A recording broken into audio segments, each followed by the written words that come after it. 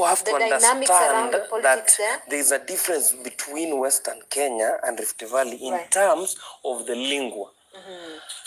The Luhya people are not homogeneous. It is not one. It is, there are several sub-tribes in one tribe, but just because of other factors. So when you look at them differently. That's why if you have to understand Kakamega politics, you have to understand it from the standpoint of number one, where are the Isuhas? Where are the Idaho people? Where are the Kabras? Where are the Maragolis who are in the settlement of Lugari and Likoyani?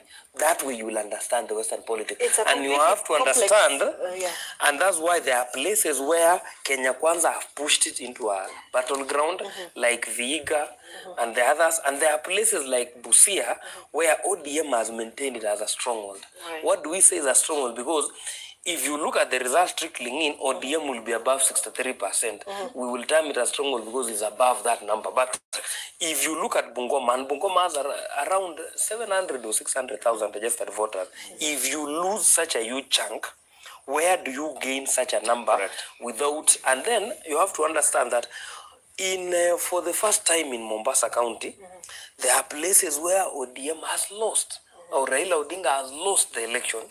In those places, a better part of Mvita, Nyali, all those areas. So what does that say? It says that for Raila Odinga to win this election, he has to really work hard.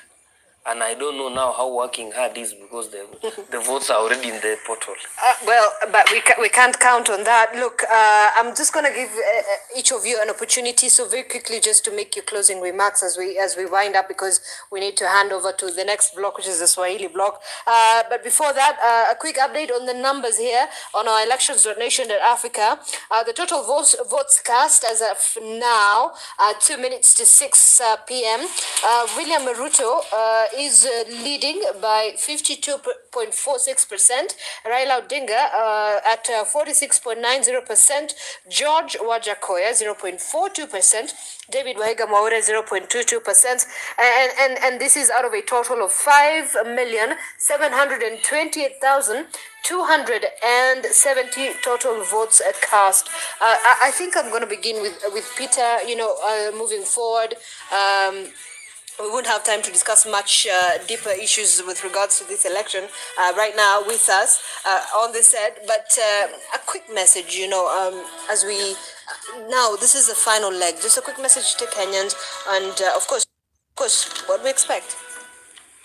I think my takeaway today, this evening is the concessions.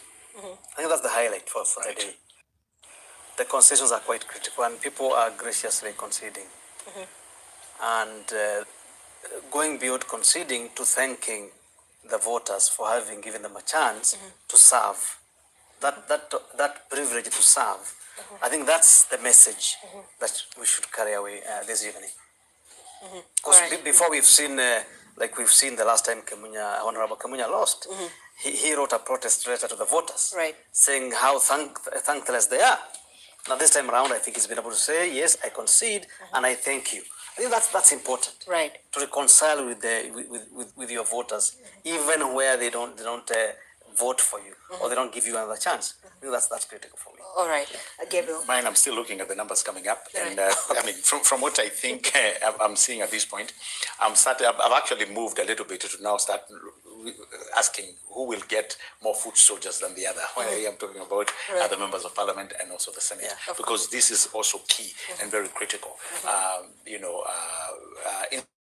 Institution that will help whoever becomes president be able to run that. Otherwise, for me, I think it's people to continue keeping peace, people to continue looking at the numbers that are coming in. Congratulations to IEBC. They are almost loading. They're almost nearing 100% of uploading the forms on their portal. And I think that's why everybody should go to to check what is happening rather than listen to bloggers. These bloggers are giving people a lot of social pressure. Media. When you talk about misinformation, people should know bloggers are at work. Actually, that's whatever they are saying.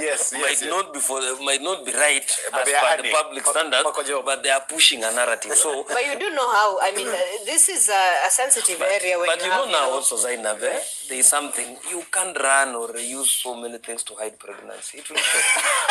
No matter how many bloggers you hire, this election will be called in the next 10 or 15 hours. Yes, so it doesn't help. Why do we want to stoke tension for nothing? It's true. So I think mine is just to thank the people who have conceded defeat. It's a good thing. For once, we are moving to a proper direction. Number two is also to thank IBC. They have conducted a good election under a lot of pressure. This, I think, is the only time. And